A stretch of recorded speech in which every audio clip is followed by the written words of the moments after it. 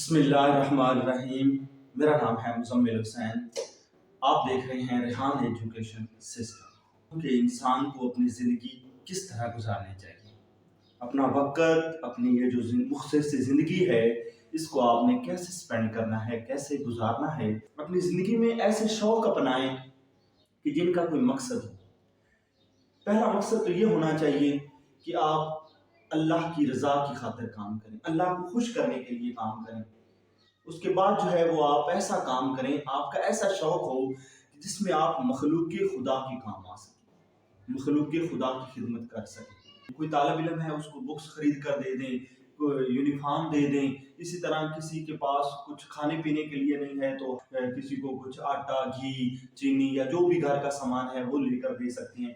تو اس طرح یعنی کہ مخلوق خدا کی آپ مختلف طریقے سے خدمت کر سکتے ہیں۔ انسانوں کے علاوہ آپ جانوروں کے ساتھ پرندوں کو دانہ ڈال دیں، ایریا میں اگر کہیں پودے جو ہیں وہ خشک ہو رہے ہیں تو ان پودوں کو پانی ڈال دیں۔ تو اس طرح یہ آپ مخلوق خدا کی خدمت کر سکتے ہیں۔ ایک تو یہ آپ کا شوق ہونا چاہیے، اللہ کی رضا ہونی چاہیے، اللہ کی خوشی کی خاطر ایک یہ شوق ہونا چاہیے۔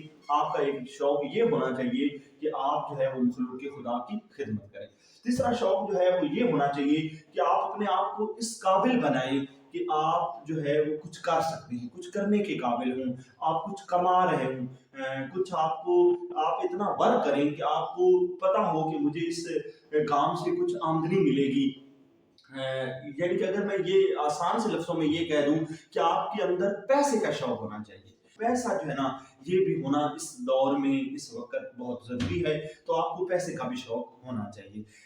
پیسے سے جب آپ کے پاس پیسہ آئے گا تو اس سے آپ مخلوق خدا کی خدمت کر سکتے ہیں، اللہ کے گھر کی تعمیر کے لیے وہ پیسہ آپ لگا سکتے ہیں۔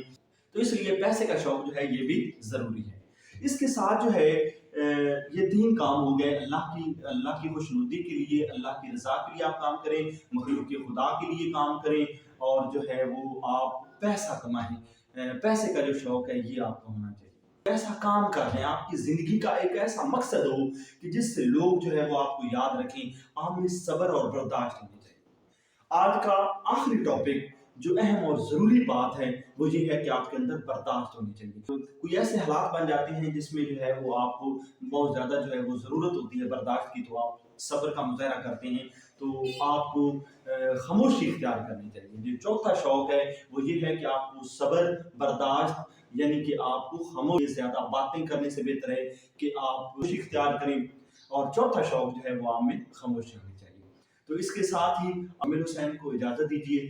اللہ آپ کا نگہبان ہو۔ والسلام۔